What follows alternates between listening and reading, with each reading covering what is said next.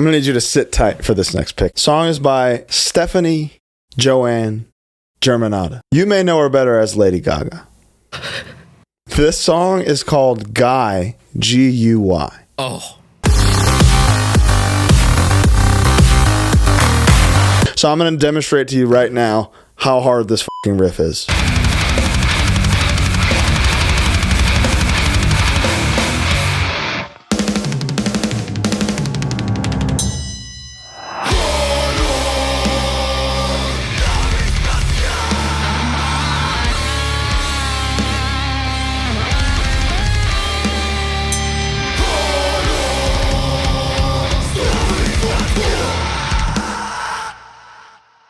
Hello, welcome. It's HardLore Time. How are you, Bo? I'm doing so well.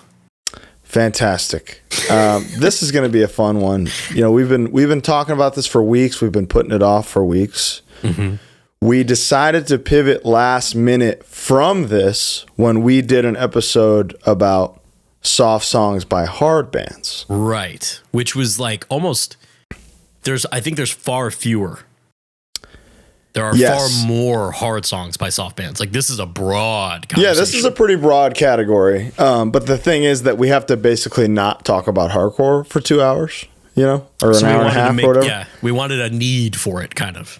Yeah, we wanted to build to it and make people go, what about the opposite? And then we go, okay, I guess we could do that. When in reality, that was the original plan all along. Mm-hmm.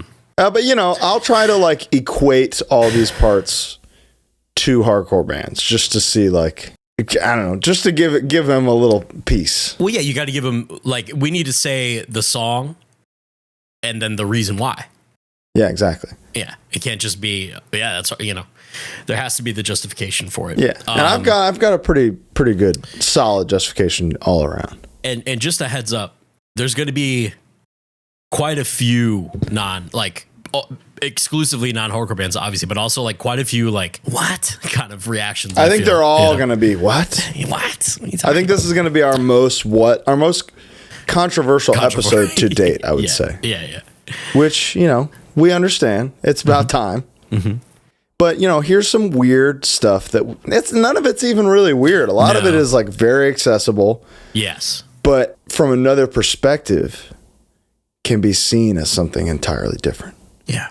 And we are here to offer you that perspective. We're taking you on a journey. So we each picked about 20 songs from 20 artists that we think are kind of hard for some reason or another. Whether it's, and correct me if I'm wrong, I was thinking of it either lyrically, a lot of lyrically, or like part wise, or even just the thing is, mine are almost zero lyrically. Oh, really? Oh, that's good. Mine will be a good contrast then, because I have quite a bit of lyric. I figured from your other list and the Madball pick, I figured that's where your mind was. that's the whole thing for me. Yeah, kinda. I got it. I got one or two of those, but mostly it's just like, damn, this is kind of hard. Gotcha. Okay, that's cool. I like that. All right. You want me to set it off? I would like you to set it off. My first pick is a song called All Over You by Live from the album Throwing Copper. All over you. Yeah, the song is see right. Song has an actual breakdown in it. How does it go? It goes down, down, down, down, down, down, down, and it's like built like an actual pit part, hits like an actual pit part. Wow, it's legit hard. I've tried to rip it off before to no avail. It didn't come out as hard. Isn't it funny? There are parts that we have tried to rip off so many times. Like, you know, the breakdown to Time Bomb. 100 Years is the first song. Just the try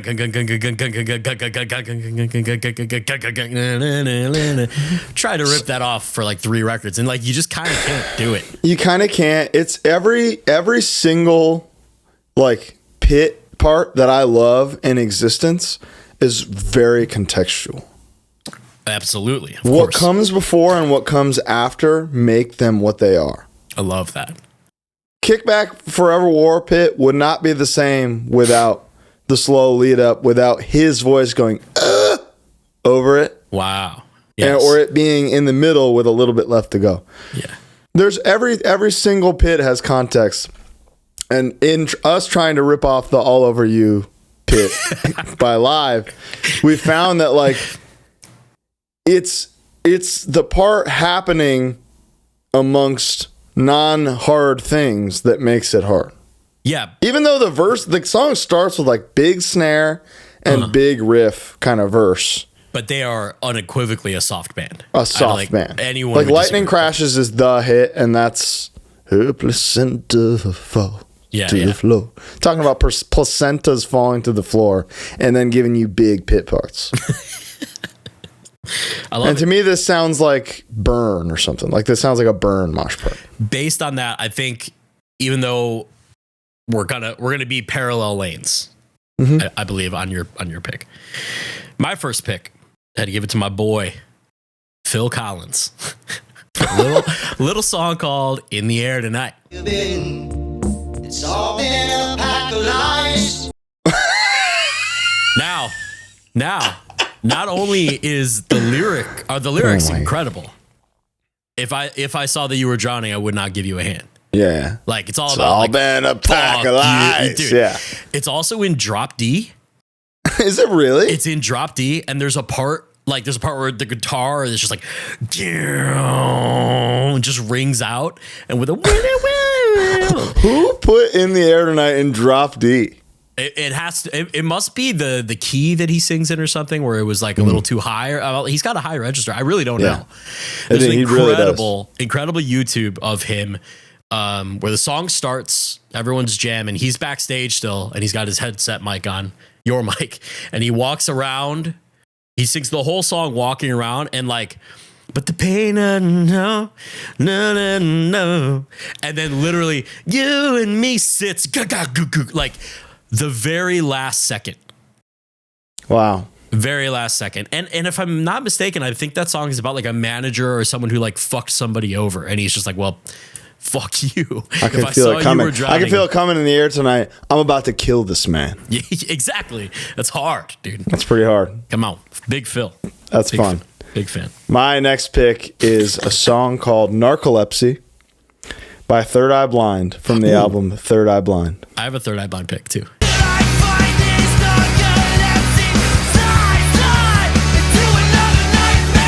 Very soft intro into it's like okay, yeah. Into raging verse. The how'd you like to be alone and drowning into an actual breakdown.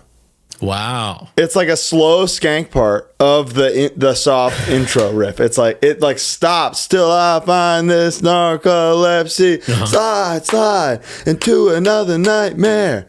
Bow.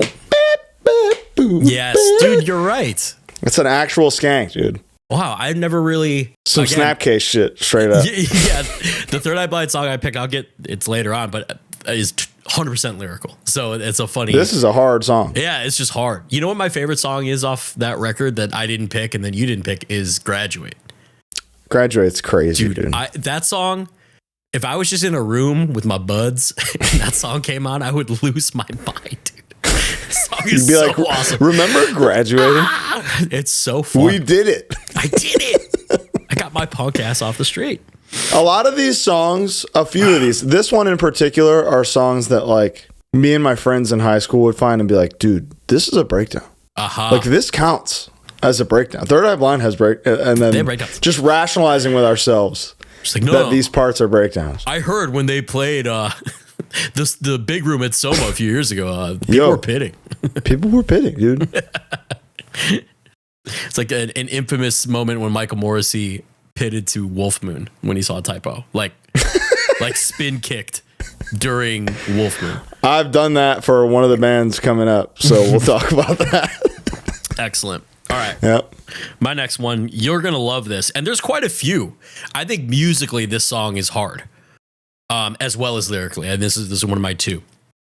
Irish Blood, English Heart by Morrissey. Irish blood, English heart, this I made of. The guitar intro, because it's a gallop, you know? Yeah. It's like kind of. So that's. It should be. And then it comes in raging, much like Narcolepsy and All Over You. And then the second verse, and then I Will Die With Both My Hands Untied is one of his hardest lines. Both of my... And it's just the whole song is fuck you to the entire country's government. Yeah, you know? And being like, I really wish I could talk about being English, which is now... This many years later, in hindsight, it's like, what do you really wish, Maz? But you know, that's interesting because, like, on the same record, on the last song, he's like, every ist and every ism thrown my way to stay.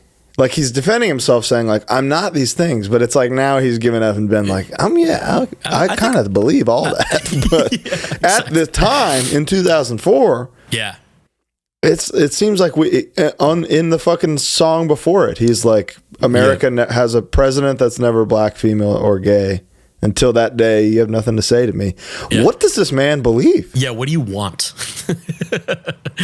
I don't get it. I just think I don't know. Yeah, but this song's hard. Song. It's cool. It says, fuck the British government, fuck the Queen, fuck the Queen's mama, fuck the Queen's mama's mama, fuck the Queen's mama's daddy. It's crazy. And spit upon the name Oliver Cromwell. So it's so dope. Crazy. How can you fit that into a melody? That's insane. That's one of those things that only he can do. Mm-hmm. Yeah. The only man he's afraid of is Robert Smith from The Cure. My next pick. Band called Weezer. Oh. A little song called fucking Hash Pipe, brother. Let me tell you a story I think I've told on the show before. Okay. The first vinyl record I ever owned was a Hash Pipe 7-inch single. I'll tell you what I did. I put it on the wrong RPM because I didn't know that was a 33, thing. Yeah.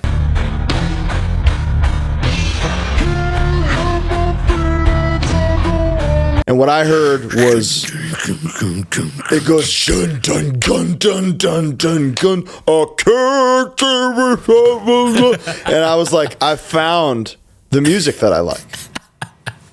Weezer in Hash Pipe at 33 RPM defined what I look for in music. The first domino, dude. The first one was Hash Pipe.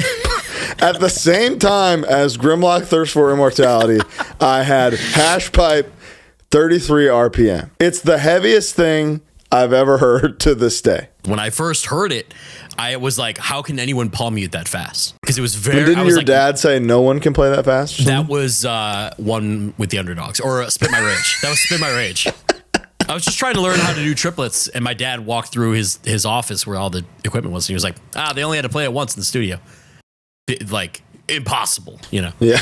But I literally, because what's the BPM? It's like 120. It's like the most easy, the easiest tempo to palm mute. And I was like 10 or whatever, and I was like, I can't believe this. I'll never be able to do this. I can't, and I barely can. Yeah, I mean, it's pretty much the hardest song ever, and I don't agree with what he's saying. Is it about? Obviously I know what a hash pipe is, but is that what the song is about?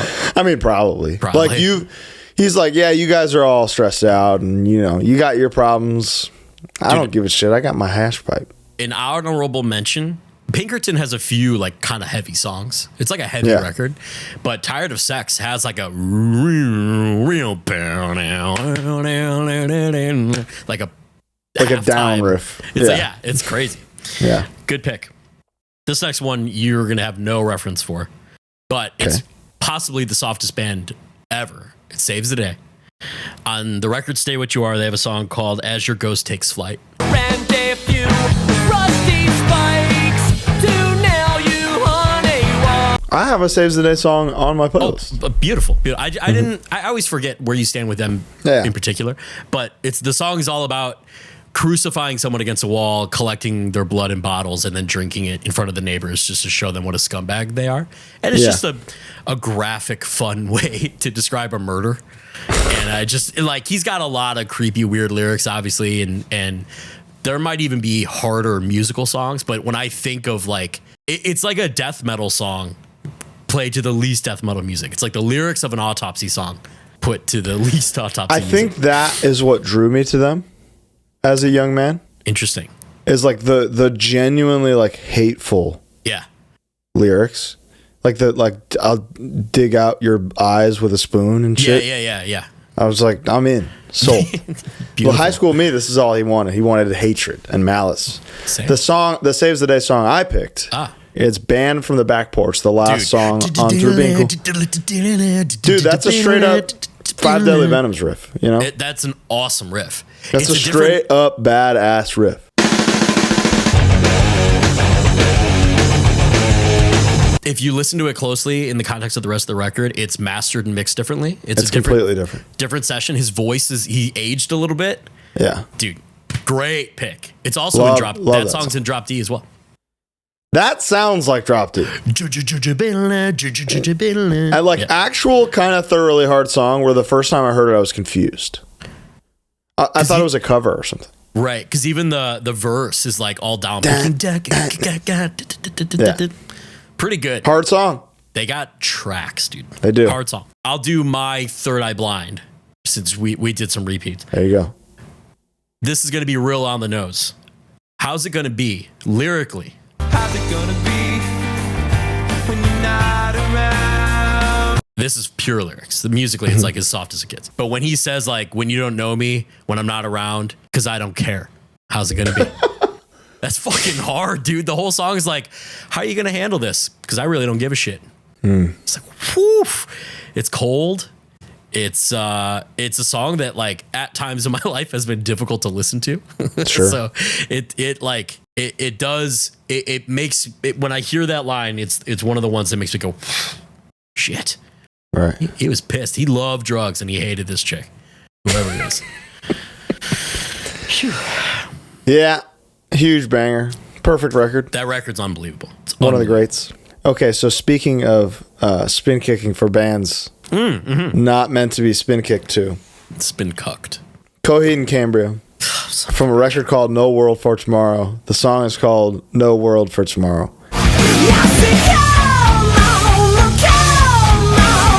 I wouldn't call Coheed a soft band. I was just going to say, yeah. Like overall, they're very like riff oriented, but track by track for track in the discography, the soft outweighs the hard 100%. Okay. Because most of it is like, first two albums are like half emo, half prog rock with a little bit of metal. And now the metal's kind of fully gone. This point was where they were like, I can tell in the studio, they were like, should we just put a straight up breakdown right here? Really? And that's what they do. It feels like just that. A straight up like jun jun jun gun jun jun jun with the intention of mosh. We're gonna make a playlist out of all these songs, and 100%. I bet you I've heard it before because Ty, who is surely listening to this and who is celebrating the song you just chose, has probably showed me it before. They have overall harder songs. Yeah. Okay. But I picked the most obvious. Like, okay, that's a breakdown. They put a breakdown in this song. Got you. Listen, I'll admit this on our biggest platform together. Yeah. Primus was on in your car the other day. I didn't hate it. Yeah.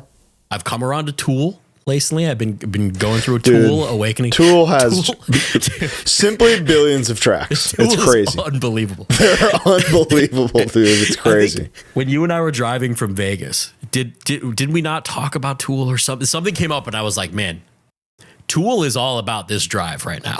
Like, the drive from those valleys to your valley is like, this is Tool country. They saw this and they were like, I got an idea. I got a career. They were like, look at that schism over there. Wait. Say that again. Yeah, they're incredible. Holy shit. That was funny. All right.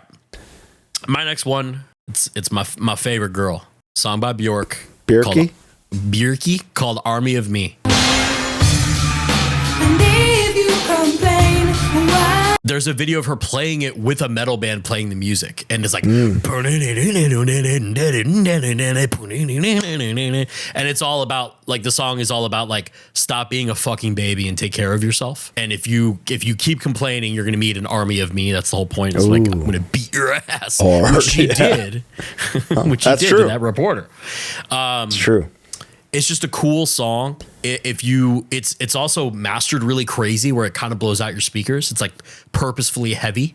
brick walled in a wild way. Very much so. And because then the next song is like quiet. That. The next song is very chill. So it's very intentional, and it like her vocals really like front and center, like way louder than the other tracks. It's just like a really well put together song. It's on the record Post. It's the first track, and it's fucking awesome. That's what I'm and talking it clicked about. one time. Funny anecdote. We toured with Stray from the Path, and when Dan, who drummed at the time, would sound check their sample pad, it was that song just instrumentally, and he would play it, and then you would drum along to it, and it was like, for some reason it took that to make me go, oh, this song is like heavy. This song kind of fucking goes. Interesting. That was it. Fun. I'm excited to listen. My next pick. I think you would like Bjork. I think I would. Band called Torche. Yeah. Who also wouldn't overall call them a soft band. Yes. Very similar to Coheed. The thing they're known for is the kind of more like kind of more melodic, tasty lick type riffs. Kind of Mastodon. Kind of Mastodon, but like a little on the more melodic side. Just of like it sounds jovial almost, you know? Yeah. There's a jubilation that occurs during a Torch song. Whereas this one, Tarpit Carnivore from the album In Return, I think is the heaviest a guitar has ever been tuned.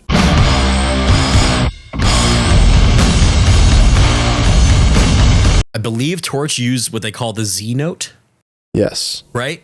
So that's for those, this one.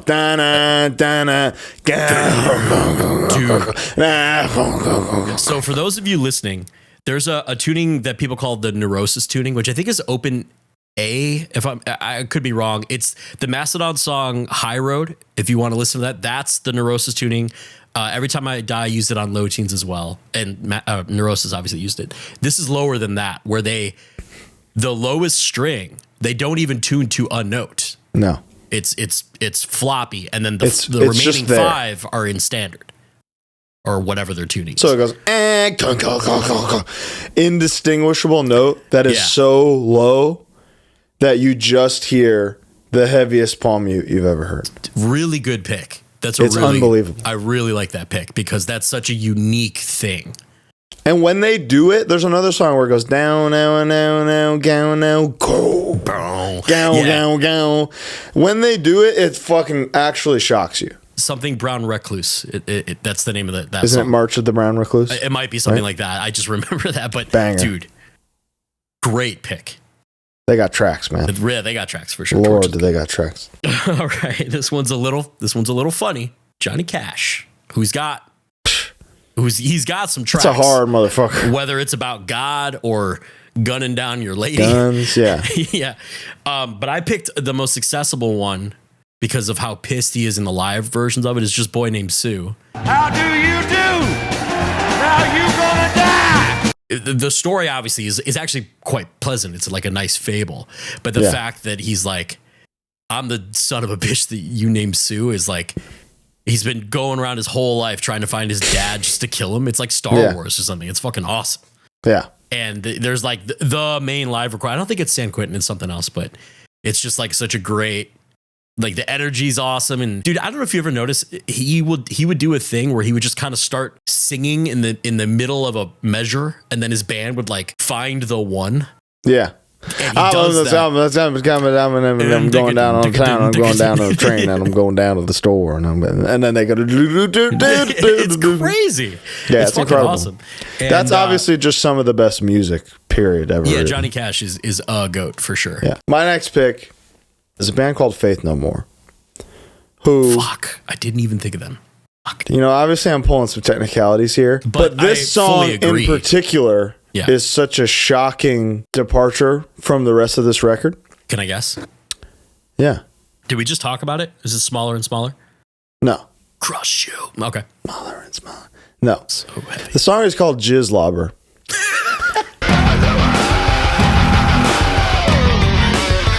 From the album Angel Dust. And it's an actual, just like insane metal song. How does it go? I know every song. I don't know the names.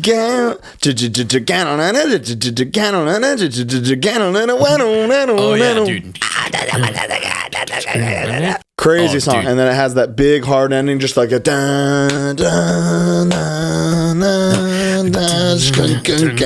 yeah, dude. And it like just builds. An actively, completely, thoroughly hard song. And what's cool is there's that making of that record where they're all talking and like somebody says, is it the guitar player? I'm really excited for Slayer's new record. But so it's cool that there's like this parallel, like they're like, what's Slayer doing? Well, dude, Jim, I mean, there's the other thing of Mike Patton being like, if you don't like Slayer, I don't trust you. Where he's eating the sandwich. Yeah. But Jim Martin only ever wanted to be Slayer. Yeah. And that's why he quit the band. Right. Well. Mm-hmm. Yeah. And maybe a homophobic guy, but homophobic pumpkin farmer. In that same fucking documentary, Patton is like, yeah, we don't even really use guitars anymore. We don't need them. And that was his problem. And it's such an interesting like way to think about their band. It is, and it sucks. Yes. And it like that's the other record, the rest of the discography is not as good because he's not part of it. You know, I love King for a Day. I like Album of the Year. They are so much worse because he's not there. I think that's fair. Yeah. If he's if your keyboard player is like a gay icon and your guitar player is a homophobe, you're going to have to do something about it. So what can you do? Playing Be Aggressive. Yeah. It's talking about swallowing loads. The song is so good. And then lobbing them. Yeah. Okay. This one, it's Iggy and the Stooges. So like they're considered like one of the godfathers of blah, blah, blah, but you wouldn't consider them like breakdown heavy. No, I wouldn't say that's hard music by any means. Right. I don't think all punk music is hard music. Correct. Whereas like I didn't put a single rap song on here because rap music is inherently hard. Wow. I love that. Well said. That was really good. Nothing soft about it. Yeah, so like the Ramones are not a hard band. Mm-hmm. But they're definitely that kind of punk band.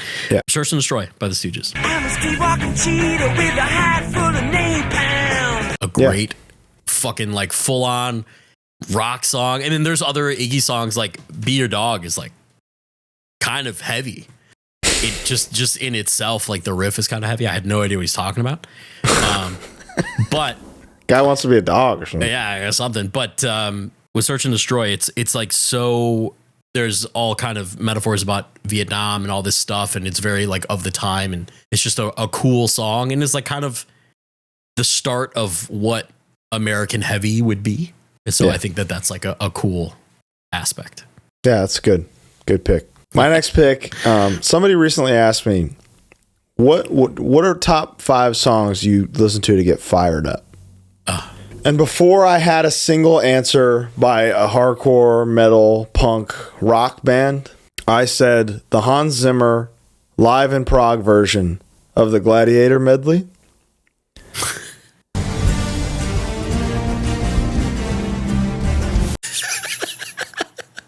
Brother. I listened to it with you. It's amazing. It's unbelievable. It's amazing. The way that it builds and crescendos and falls out and then and finally culminates within those 12 minutes and 41 seconds is truly an epic journey within itself. I could see exactly what you're saying. And yeah, let's see.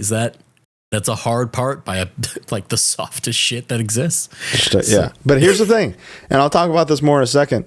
Classical music is the OG hard shit. It was the metal of its day. 100%. Like what dudes like fucking Beethoven and Vivaldi, they were busting out like illegal notes sometimes. Right. And people would be like, "Oh my God, this is so cacophonous and dangerous sounding. You can't play those notes." I've always wondered, would you go and see Beethoven? Like, could the aristocrats go and see him conduct? I think it would be more a thing like Beethoven's coming this evening to play for us. You know? Wow. I just want to know if anybody ever sat there and watched him go and like. It's a good question. I mean, yeah, he would need a full orchestra. Yeah, for any of that. Double all the horns and shit. Like he did crazy shit. I feel like all that happened after he died.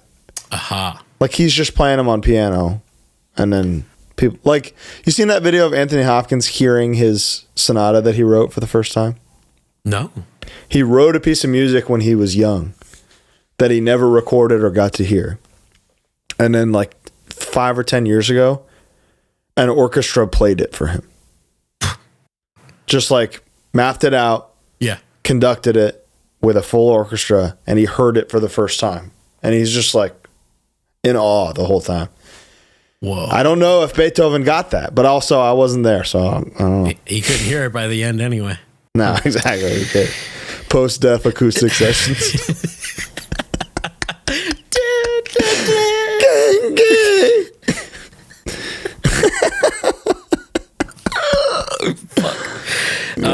My next one is the softest song.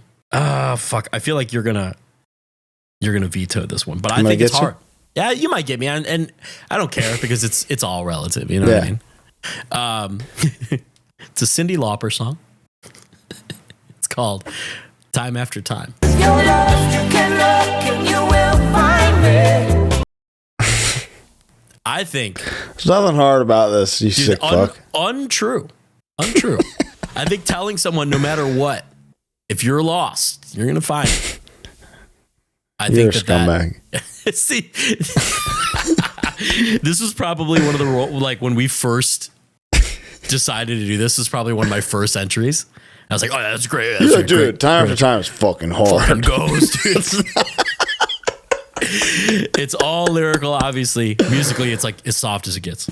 Yeah, the Napoleon Dynamite soundtrack might as well have been the Saw 6 soundtrack. You know, it's the same thing. You're out of your fucking mind for that one. My next pick, Softest one. Yep. My next pick. Mm-hmm. I mean, this is no more sane, realistically. Okay. Little band called, and hear me out, My Chemical Romance. Yeah, see. From the album The Black Parade, this is the song that made me go, I think they might be sick. I think they might rock.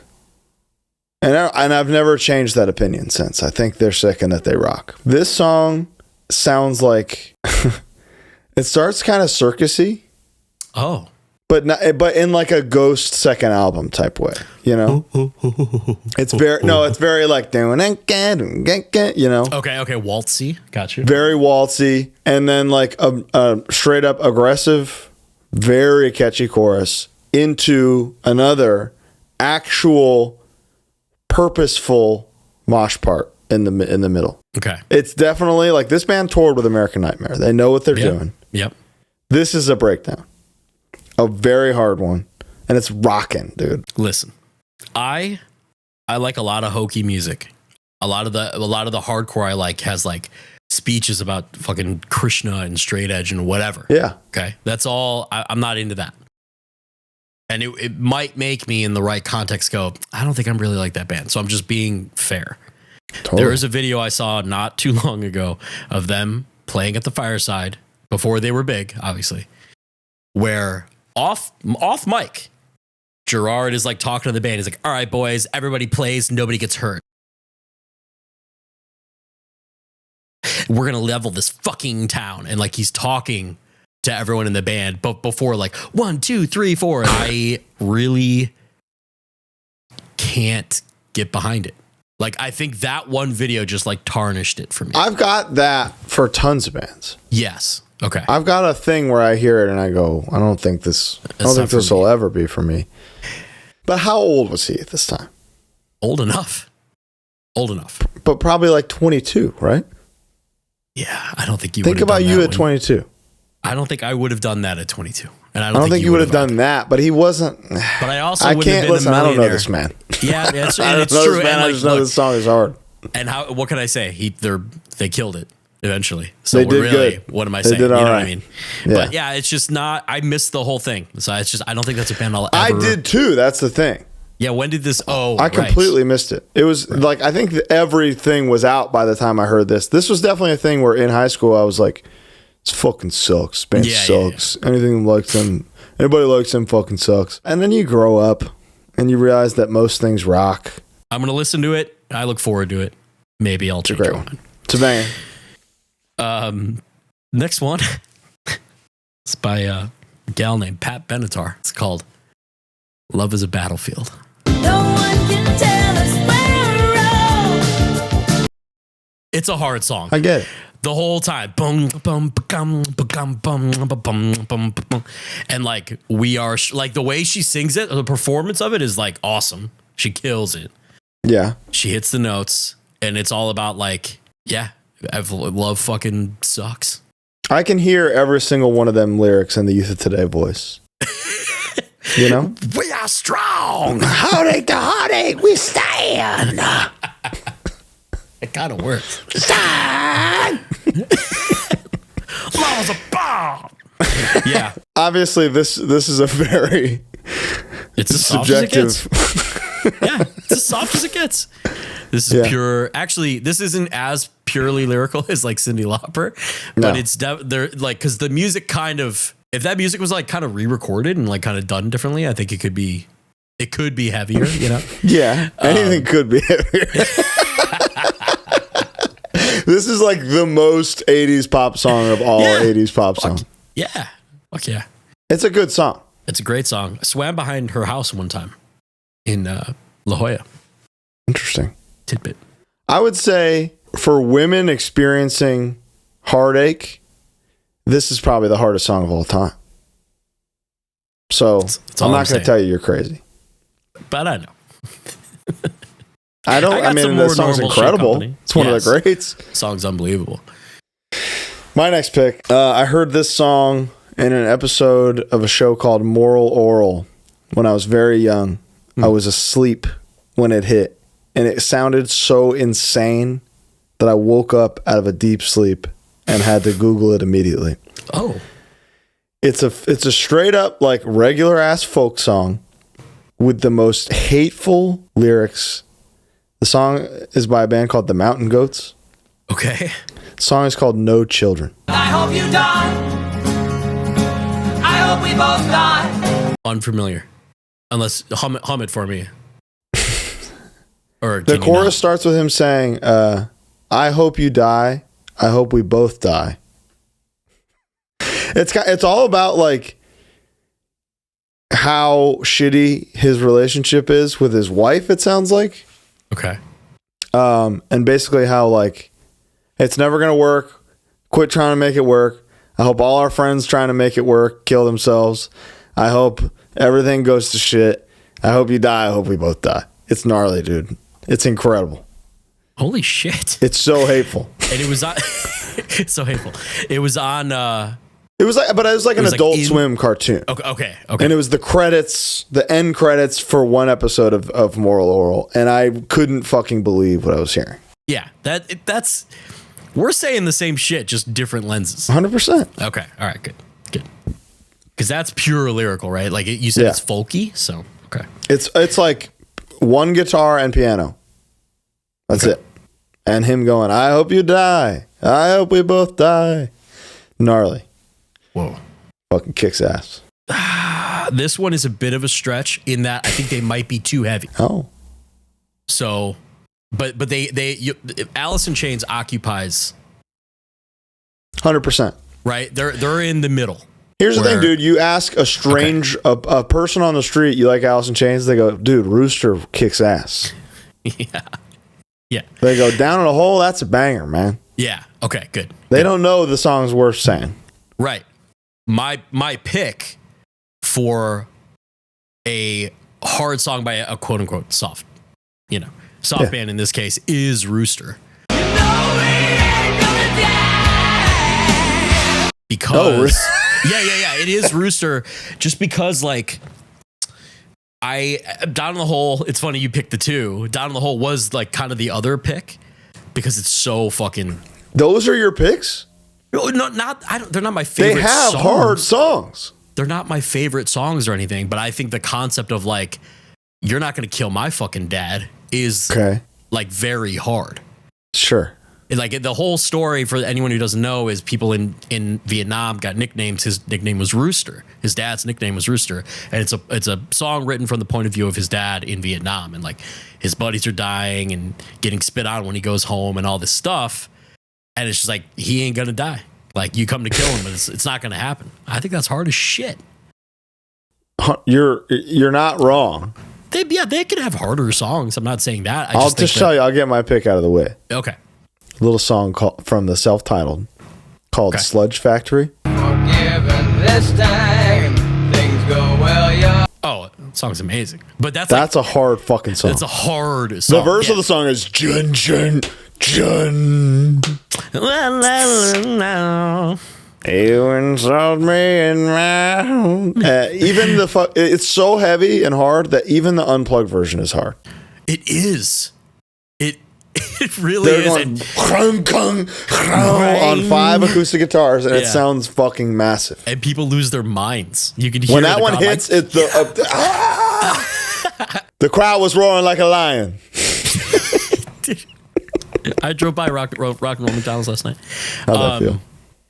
Sad because it's not Rock and Roll anymore. The airport McDonald's. Man in the Box might be the heaviest song. Like what's the heaviest, most popular song is like Enter Sandman. You know, like that kind of thing. Dude, I mean, Slipknot putting blast beats on the radio was pretty unbelievable. Pretty crazy. I mean, even Psychosocial is like a crazy hard heavy song. Hard fucking song. Man in the Box at the time may have had the crown.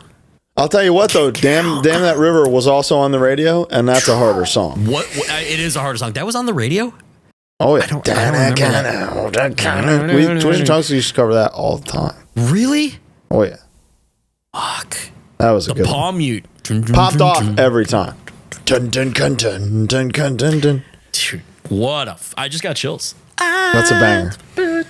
That's a banger. We're about halfway through our list, so it feels like a good time to tell you that this episode is brought to you by Manscaped. Thank you so much, Manscaped, for keeping us not smelling like feet and balls and butt. I said last week that I got a mystery package, and it was a foot duster and an extra cologne, which they just sent my way. Wow. They just want, maybe they heard some things. Must be nice being the liaison. They heard this guy's feet fucking stank. This guy got foot in Australia in 2014 from I Exist. We gotta help he him needs this. Yeah, I mean, it's unbelievable. It's every minute of every day, there's a Manscaped product on me, you know? Yeah, that is actually true. In some way or another. The body wash, I can't stress this enough, is like the ultimate daily cleanser. Feels great. The crop cleanse. My skin every feels single day. I have dry ass elbows, and my elbows have been better through this winter because I use it every day. That seems insane. I know, but it's sane through Manscaped. Mm-hmm. So thank you, Manscaped, so much for having our backs always. Almost 2 years now, being a weekly sponsor of the show. Yeah. If you use code HardLore, you can go buck wild on that site. If you got a gift card from your partner for Valentine's Day last week, you clean up on there, and you'll clean up in real life. With code HardLore, you get 20% off and free shipping. So don't mess this up. Get it done. You keep doing these one-liners off the top of your head, and they blow my mind. You'll clean up on there, and you'll clean up in real life. That was unbelievable. That's right. I'm ready to zing at all times. Call me Steve Zing. Something else. Holy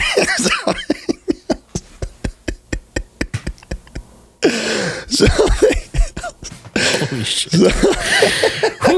Something else we wanted to do is give away 2 tickets to Tied Down Fest, which was just announced. You ever heard of it? On the same day, Sound and Fury and Tied Down announced their lineups for this year. They're incredible. Sound and Fury has more to come. We'll be doing a live HardLore there, so I'm sure we'll probably give away some tickets for that later. But right now, we're going to give away 2 weekend passes for Tied Down. How are we going to do that, Colin? Comment down below in the YouTube. In this very video. Go to the YouTube. Comment down below, hard song by a soft band. Yes. And we'll pick you. We'll pick our favorite one that we missed. We'll be like, damn, that was a good pick. Yeah, keep in mind, we're only halfway through our list, so don't do it right now. Don't do it now. Get to the end. Get to the end. Do it at the end. Even though there will be chapter markers in this to say all the song titles. Okay. Smart. But yeah, let us know. You'll get 2 passes to Tied Down to Detroit in June. You want to see Have Heart? You want to see Drain? You Yeah. want to see Twitching Tongues, God's Hate? Yeah, you really do. Hello. So do that right today. now. You want to see me acting a fool to youth today? Because I've never gotten to see them in a real venue before. Back to the episode. I'm gonna do one then to kind of bring it up to today, and give some flowers to a current band, friends of ours, who are not a hard band, but it's a very hard song, and it's by Citizen. Oh, off of Youth, called "The Night I Drove Alone." The night I drove alone. All about fucking wanting to crash your car. And we've all been there. We've all been there, and it is truly a very relatable thing. It was obviously people loved it when it came out, still love it because it was like the track. Yeah. That record, I'm a big fan of that record. I think that song is like a standout part of that song, and it's just fucking about one of the most relatable things that I think every human goes through. If you ain't never felt that, we got nothing in common. That's the damn truth. And also, the singer's a hard ass guy. Yeah, and that helps. Straight up. My next pick by a composer named Dvorak. I had to really think about my big classical pick, you know, because there's so many things. Mm-hmm. Swan Lake was an honorable mention. Because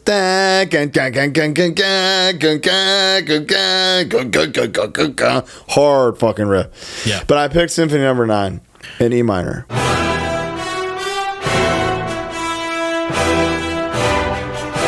Which is yeah.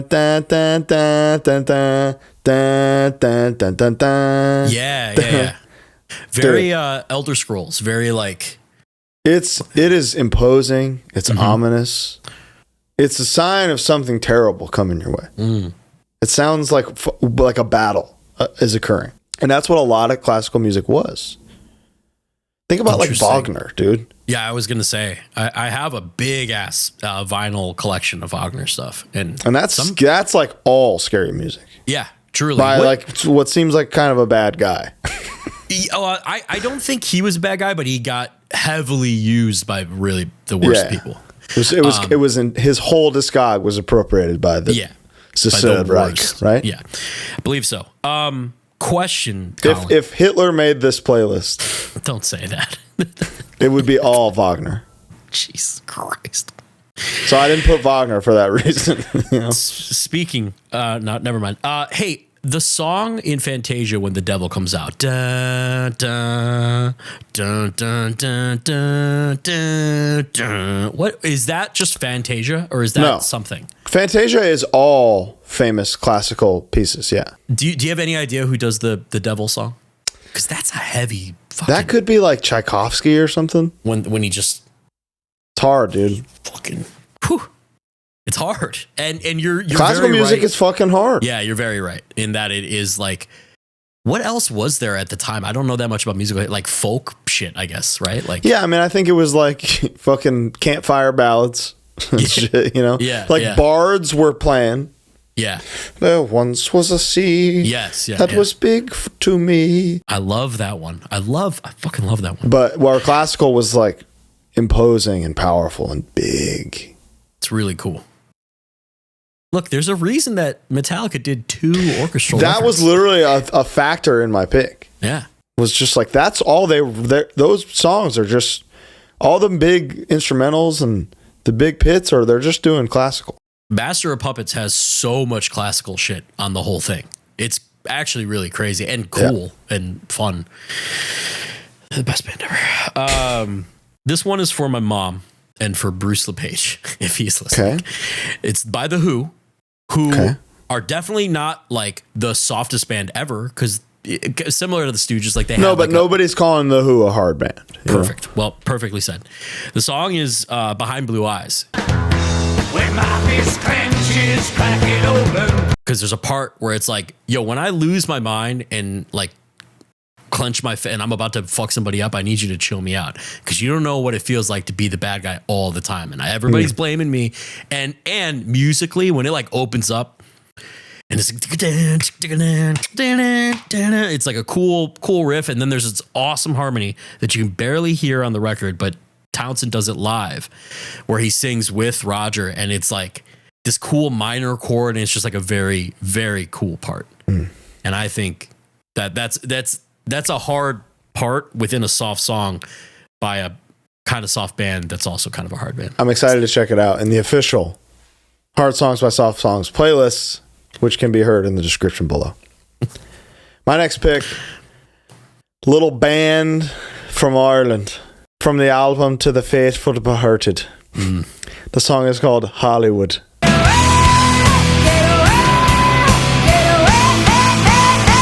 And the reason I picked Hollywood is it has one of the most gratuitous recorded uses of the China symbol ever done. Oh shit! By any band ever. More so than fucking Just Like Heaven. More so than because that one's just. But then it's also Gaga, Gaga. But this one, in every chorus, it ends with a whole bar of it. She goes, "Run away, run away, yeah, run away." Oh, nice. And all those hits are China. And I remember the first time I heard that as a little kid, I was thinking like, "Yo, that's the same symbol from Satisfaction." You know, like Cranberries are using the same drums as Hatebreed. That's crazy. I didn't know what was allowed. That's really cool. That's a cool little kid kind of. Yeah, as an idiot, this is hard. This is hard music, and my opinion has not changed. As an idiot, I still feel the same. I did a Cranberry song because I think they are kind of. I think if you ask most people, like our peers, who's a soft band that has heavy songs, I think Cranberries would be a pretty common answer, actually. I just think they're up there with like the Smiths and Depeche Mode as just like a band we all fucking like. And the song's Salvation. Salvation, salvation, but it's like salvation. It's like a fast song. Yeah. And it's like very to all the kids with heroin eyes. Don't do it. Don't do it. It's not what it's been. Kind of banger, dude. Kind of an Edge song. It's an anti-drug song. Like it is quite literally like, hey, don't do that. You're gonna die. Kind of I mean, and during this fentanyl crisis that we're currently in, what's more actively prudent? Wow. Salvation, baby. Dude. Banger. Amazing. Your best pick yet, Bo. Fuck off, dude. That's a banger, dude. Fantastic work. My next pick. Oh my God. This might be the hardest song on here. Damn, dude. Imagine the love of your life. You got the impression that she's got it for somebody else. Okay. But you know deep down in your heart, I'll start crying. Okay. You're the only one. Melissa Etheridge felt the same way, Bo.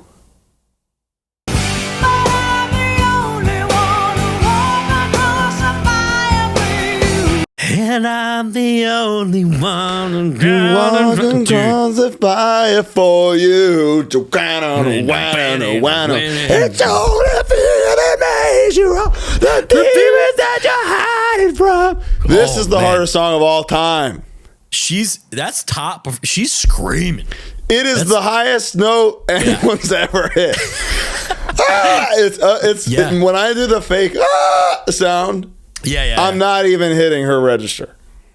I'm the only one. Dude. This is the greatest song of all time. I used to come home for dinner from like playing outside or skateboarding or whatever. And my mom would be cleaning the house, blasting just this weeping record. into the dishes. Come to my window. Oh my God. I mean, that's the other main banger. one. But the one you chose is, it's me, bitch. Like I'm the only one. Fucking one. Yeah. And I like that. This is a fucking like gay anthem. Yeah. 100%. It feels so universal and powerful. Was she the only one? Was she? Yeah, she was. Was she gay? Is she gay? I don't know if she's alive or not. She is gay. Okay. Oh yeah. Truly didn't know. I just didn't know if it was like how you know how like Gaga is like a champion. You know what I mean? So I didn't know if Melissa Etheridge was the same or not. I truly didn't know. Hardest song ever. Hard fucking song. Hard fucking song. What do I got here? Dude, this is an unequivocal heavy song. And as you know, one of my favorite songs. Obvious pick by Creedence, Clearwater Revival. It's an obvious pick, kind of a cliche. But Fortunate Son Some folks are born made to wave the flag. is a fucking heavy, hard song. And the fact that the people that it's about have appropriated it as their own is you're the dumbest person alive. To hear this and not see that they're talking about you. They're talking about you, bro. It ain't me, motherfucker. I ain't you. And then they go, I must be about me. It must be me he's talking about. Dude, but just everything from like the man, wave the flag. Ooh, they're red, white, and blue. Dude, it is psychotic note choices. Yeah. But there was no other way. You know? John had to do it. It's crazy, dude. This is one of the greatest songs ever written. Truly ever written. Ever written. One of the best rock songs ever written. One of the best American pieces of music ever written. And it's like 2 minutes. It's fucking awesome. It's crazy, dude. It gets me going. I don't understand. Like, think about sitting down with a guitar. You would never think to just go, bow now, bow now, and have a drummer go, and the bass under that as well. This was like a once in a lifetime lightning in a bottle. Can't happen without a bunch of guys in a room just rocking type song. I fully acknowledge that it's like the cliche. Everyone knows that song by them, but there's kind of a reason, and that's dude, why. it's a fucking banger. It's Amazing. Great song. pick. That's hard. My next pick, band called Collective Soul, album called Dosage. The song is called Heavy. Oh, I've put this on with you a couple times, I think, and you've been like, I've never heard this, and then you hear it and you go, yeah, this rocks. This is the chorus is, and all your weight, it falls on me, it brings me down.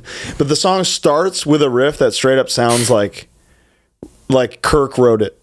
It goes,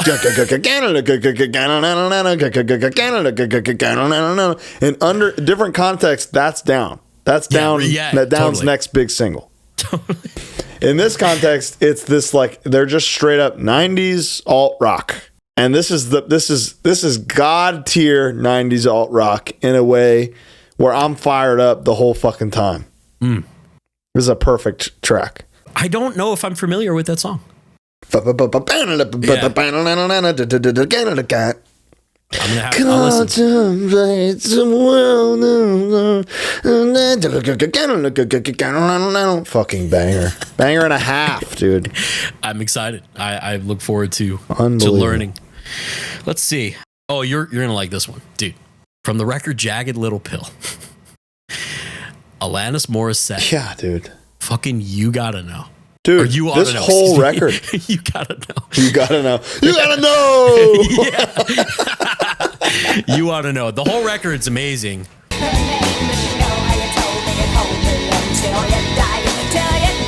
I think, if I'm not mistaken, the studio drummer for this record is somebody core adjacent. I forget where I heard that, and I tried to even look it up, and I couldn't figure it out. But there's something cool about who drummed on it. The whole fucking I need you to know.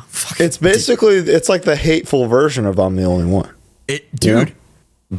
Ironically, probably the CD that my mom would put on after Melissa Etheridge was Atlantis, and then was like 9 Inch Nails. That was the rotation. Dude, I mean, this rightfully shaped a decade of women into being like, no, I'm not gonna fucking take your shit anymore. God damn it. Did you forget about me? Oh my God. And like that you just singing that just now, that was Life of Agony or something, you know? Yeah, Did totally. you forget about me? In other contexts, this is the hardest shit ever. Yeah, singing about what they're doing in the theater, thinking of me while you make sweet, passionate love, and it being about you fucked her, Uncle Joey. It's all about fucking Uncle Joey. God, what a reveal that was all that time later. Really crazy. Unbelievable. That song, that's another record that's like pretty untouchable. Yeah, that's one of the greats ever. That's Master Killer. Period. Wow. Well said. All right.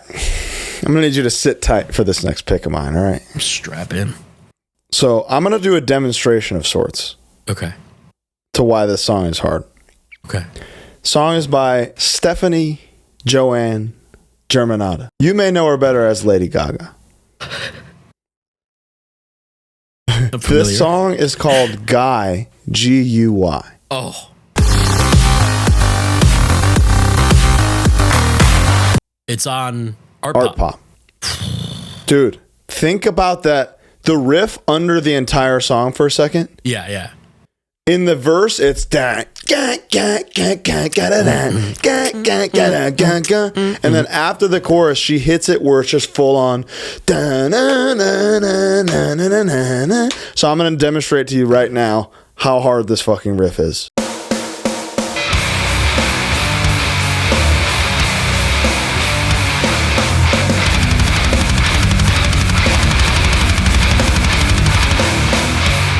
That riff is kind of Bjorky. It's very Army of Me. The reason I liked it when I first heard Art Pop was because it reminded me of Bjork. Interesting. That song specifically. How does the chorus go on that song? I know it's Guy Under You. Or Girl Under You. G-U-Y, the girl under you. G-U-Y, I lie down face up. G-U-Y, the girl under you. Nine said. There's like German in there. Yeah, I know you love that. That record is what made me like an actual Lady Gaga fan. It's unbelievable, dude. And the people didn't get it. And I think if you didn't get it, you don't deserve to get the rest.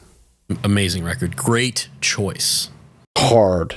And also the pun of G.U.Y. is just like fun. Girl under you, guy. Yeah, I want to be your fun. guy. Yeah. I don't care That's what just it a fun. is. That's amazing. This one is possibly the softest sounding song with some of the hardest lyrics. This song is Iris by the Goo Goo Dolls. Now, that's the greatest song. Other than I'm the Only One by Melissa Etheridge, that's the greatest song of all time. Yeah, you bleed just to know you're alive. It's quite literally the greatest song ever. And it's in open drop B, which is crazy. And it's, fucking... I'm trying to think of the lyrics. I don't want the world to see me because I don't think that they would understand. But bleed just to know you're alive. When everything feels like the movies, you bleed just to know you're alive. Oh my God. It's like that song had no business being that like lyrically that heavy. You already had that chorus. Yeah, the chorus is perfect. What are you doing taking the rest of it? Let me have that, Metal Blade Records, baby. Dude, unreal, dude. I truly think that's possible. That's in realistically like top 50 songs of all time. Yeah. I think Iris is I would easily agree. in there. When that comes, sure. Like that's a song that to this day it comes on the radio probably every day. Yeah. Oh yeah.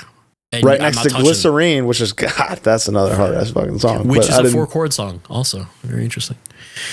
Banger. Love it. Dude, Bush. Got some fucking tracks. Team Gavin, No, I'm Team Gwen. I'm Team Gwen. Just kidding. I'm Gwen. I'm just kidding. My next pick, she's the opposite of Lady Gaga in a lot of ways. She was formerly a Christian singer, turned Warped Tour opening act, turned one of the highest charting albums of all time. Tying, right? Yeah, tying with Michael Jackson Bad. Her name is Katy Perry. The album is called One of the Boys. The song is called Mannequin. It's a deep cut, dude. But let me tell you, you're going to put this on, you're going to be like, what is this?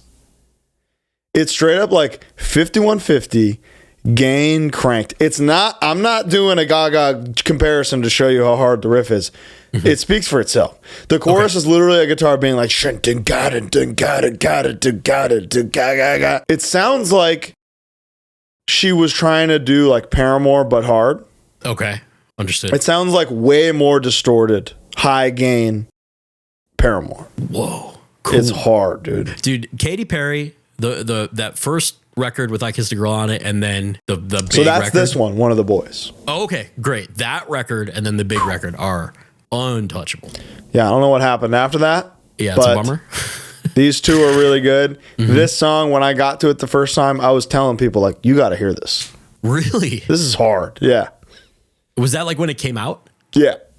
Wow. Which I think was, 2008? Had to be. Yeah, that sounds right. So I was still in high school, but I was like in my Last FM scrobbling era, researching new hardcore bands every day. Come across this and I go, this is a hard fucking song.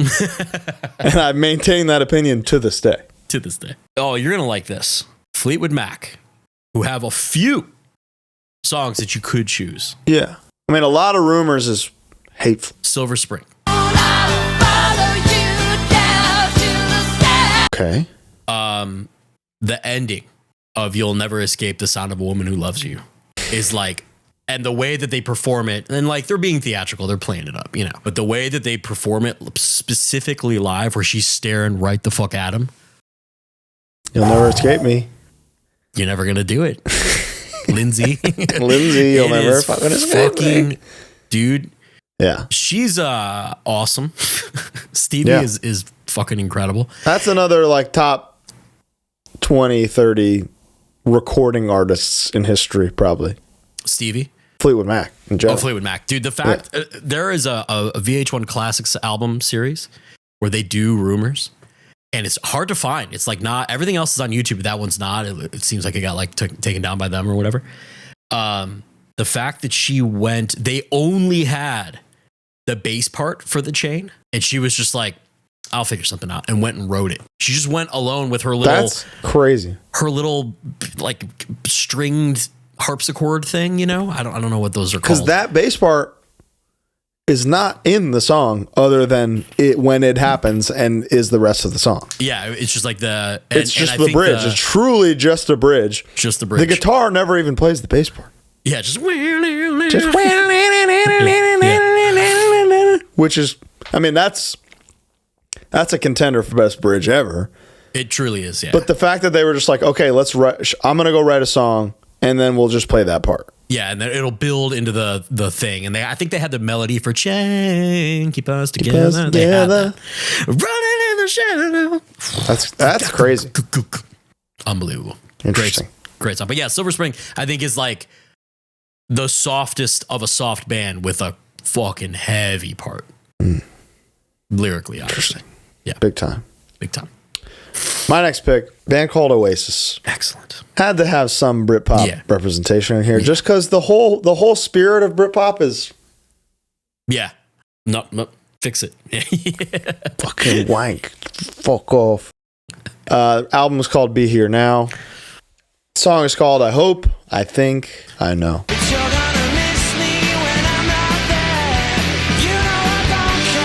The whole song is just kind of fuck you, don't tell me what to do. Mm-hmm. You're telling me what to do, but you're gonna miss me when I'm gone. You're trying to change me. I'm gonna be me. Life is hit or miss, and this I hope, I think, I know. Oh, kind of the ethos of the whole band. This is my favorite record that they did, which for a long time was sacrilegious to a lot of people, but enough people like me are out here fighting the good fight, not giving a shit. I can tell you that pound for pound, this is the best one. You hope, you think, you know. I hope, I think, I know that this is the best damn record. Supergroup, kind of, in the 90s, called Temple of the Dog. Oh, hell yeah, dude. Hunger Strike is a cool fucking song. I'm going hungry. With a heavy theme about it that's like, I will steal from all the rich people because there's all this fucked up shit going on. We all got to eat. I'm going to go on a hunger strike so we can all eat. And it being kind of a folk song, like it's kind of weird and like, cause like sonically there's nothing like heavy about, Bob Dylan. Yeah.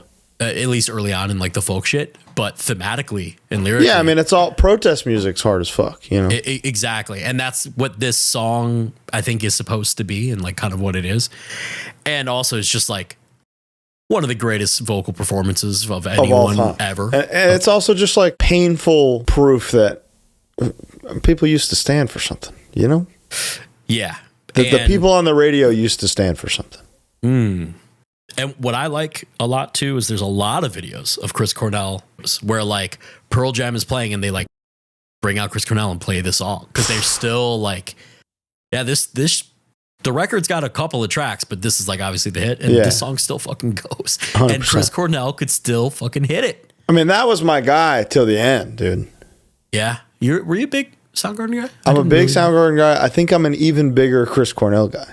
Gotcha, understood. But not Audio Slave, right? I think Audio Slave's got some tracks. Really? You ever hear the song from the Casino Royale soundtrack? Probably not. Oh, it's the Casino Royale song. They like made the Bond song. Arm yourself because no one else here will save you. That's one of my favorite songs of all time. Okay.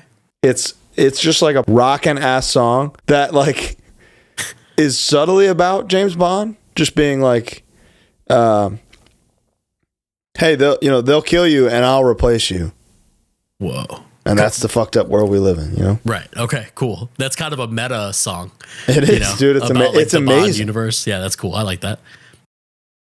Cornell, R.I.P. King. R.I.P., dude. Down with the MGM Detroit. Yeah, we got to burn it down, dude. Don't go there. Tie Down's coming up. Don't go. I ain't going there. For my boy Chris. My second to last pick. I would technically call them a hardcore band. Okay.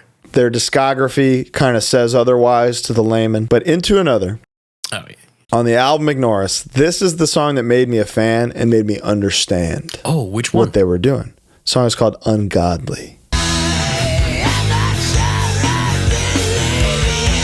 How does it go?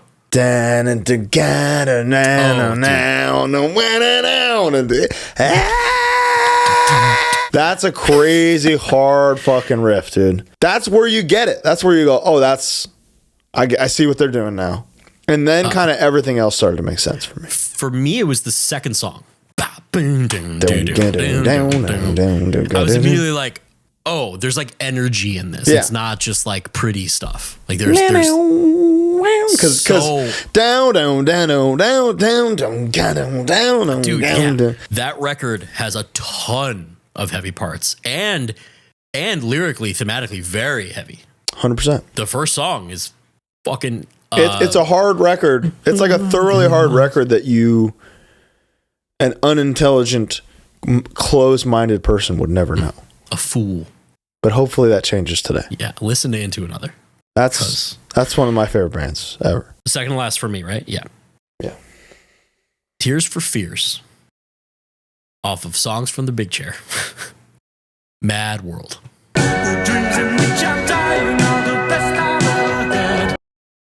Damn. It's purely lyrical. Obviously. Yeah. It's all about the world going to shit. And about feeling like you can't do anything about it. Very cool. Very heavy. Very it's kind of Enjoy the Silence. Or no, I'm sorry. The Sound of Silence. The Simon & Garfunkel song. It's kind of a heavy song, but it's like the least heavy music ever. Right. Although Disturbed cover it. But I remember listening to it as a kid because I watched Donnie Darko and I was like, oh, who does this song? Figuring out who the band is. And that song being like, man, this is like affecting me. And that to me is heavy, especially for a kid. Sure. I didn't give a shit. Mad World. I mean, undeniable banger. Mm-hmm. And if I could, I would take every single one of them lyrics note for note and be like, yeah, I wrote these for this hardcore song. Yeah. So it's tough to argue. My last pick. All right. So it's a Halsey song. Whoa. Is it one of the Trent Reznor songs? So there's a record called If I Can't Have Love, I Want Power, produced by Trent Reznor and Atticus Ross from Nine Inch Nails. And their whole thing going into it was she like asked different producers to work on the album. And they were one of the potential suitors. And they said, listen, we'll do it, but like you have to take a risk and do something you've never done. And when you listen to the record, you can very clearly tell they kept her vocals and deleted the music. And you can hear from the first note First note of the album, they hit the they do like the Atticus chord progression. Gotcha. And this song called Honey. Yeah, she was sweet like honey. All I can taste is blood in my mouth. Just straight up big drums, twanging riffs. Yeah. Very catchy lyrics and stuff. I don't know what she's talking. She's talking about some girls like honey or something. But the song is hard, dude. This was the song. I don't know another record of hers. Couldn't tell you. Yeah, I remember you bringing this one in particular up to me, and me being very surprised. It's amazing. The whole album is amazing. It seems like two things you don't really fuck with put together. Kind of. But like done in a way that somehow works. And I feel like even when you're listening to it, you'll be like, why does this work? Because it does sound like two guys who deleted music and rewrote things under vocals. But in a way that like only fucking rocks. I genuinely love the entire record. Wow. It's incredible.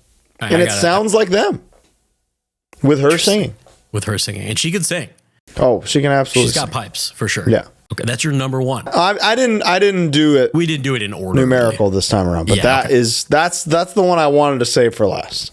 Perfect. That's exactly what I did. So that's perfect. My last one, which is another band that's like not exactly soft, but you wouldn't call like heavy, is Led Zeppelin.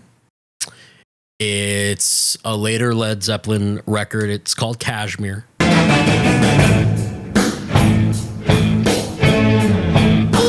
You would know it from Godzilla 2000. P. Diddy sampled it. Jimmy Page is in the music video. It's fucking crazy. The song is really cool. It's in an open D tuning. It's heavy the whole fucking time. The whole song is... It's like perfect bottom. It's got cool timing shit. It's got great effects. It's like 8 minutes long. That riff is so undeniable that it made a bunch of hip hop producers somewhere all make the face. They all heard it. They all heard it and went, my cries in my calls, let me your ear. And then they took it. They were like, we're just taking this. This is whatever we have to pay. It's got to be in Godzilla. I wonder how much they paid him to get him in the music video. He's not actually in it. It's like a green screen of him, but he's performing for the video. I mean, a lot. Millions of It had to have been 7 figures, 100%. Real music nerdy thing. I don't know if I've mentioned it before. There's It's Gonna Be Loud. It's like a thing with Jack White, The Edge, and Jimmy Page where they're talking about just guitar shit. And while I don't really care about The Edge or Jack White's music that much, I appreciate what they have to say about guitar. Yeah. U2? U2's got fucking tracks, but no argument. Tracks. White Stripes got zeros. But yeah, I enjoy the conversation that they have. Jimmy Page is talking about it, and he's showing them the main riff, the which is kind of a weird timing signature. Yeah. And then as the other two are playing the main riff over and over, Jimmy starts doing the and he does it twice, and on the second time he goes and it matches up with what the Edge and Jack White are playing, even though while he's doing it, it sounds super off. Then it just goes whoop, and just lines right back up. And you see a moment in Jack White's face where he kind of looks at Jimmy, and Jimmy looks at him and he goes, like, yeah, it matches up. It's just fucking cool. It's just like, yeah, I'm a genius. I'm a wizard. I'm one of the best guys at this. Huge fan. Love Led Zeppelin. But that song, which again, like some like the CCR song is maybe kind of a cliche answer, but who cares? That's a hard fucking song. It's a hard song. That riff is a Trapped Under Ice riff. You know? And then also do the dun dun. Well, now that's a God Save riff. I love it. Coming soon. But yeah, those are our lists. That was a blast. Yeah, that was a blast, and I think that's exactly what anyone should have expected. Yeah, it's silly, but this shit is hard, and there's hardness within everything. Everywhere. And if you know where to look for it, there's a Bilbo Baggins quote here somewhere about hard music. You know, I have a final question for you. Can you pinpoint the strangest kind of most eclectic, random inspiration you've ever gotten for a heavy riff? It's Barry White. Yeah, 100%. That's right. You got one? The only thing I could think of, it's not particularly heavy, but it was used in a way that was I was watching like a live performance of War Pigs. It just like came on YouTube one time, and there was a part in it. Tony's just like soloing, and he did a melody in a solo that I was like, that would be a cool riff, and it turned into a Wolf Note song, but it like turned into like the whole song, and it's fun when like little snippets can kind of trigger. That's something. how it is supposed to work. You know? I think so too. Inspiration. Yeah. When writer's block for me comes from when I stop listening to music. I'll avoid it because I'm like, no, I don't want to get any ideas and like, you know, ruin my train of thought. But really, you hear something and you go, oh, that'd be cool to be inspired by. There's a fucking big, I don't know. Never mind. Yes, the answer is yes. New music coming soon. Most of the things I am like pulling inspiration from at this point, are not hardcore metal at all. Sick. I think that's really how it should be. Like, agree. You're refining your process. Yeah, like you never trace this back if I didn't openly say. Yeah. You'd never find this Hans Zimmer part if I didn't tell you there was a Hans Zimmer part in this song.